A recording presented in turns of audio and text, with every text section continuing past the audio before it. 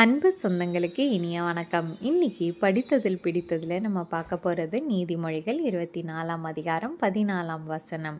நீதிமான் 7 தரம் விழுந்தாலும் திரும்பவும் எழுந்திருப்பான், துன்மார்க்கரோ தீங்கிலே இடருண்டு கிடப்பார்கள்.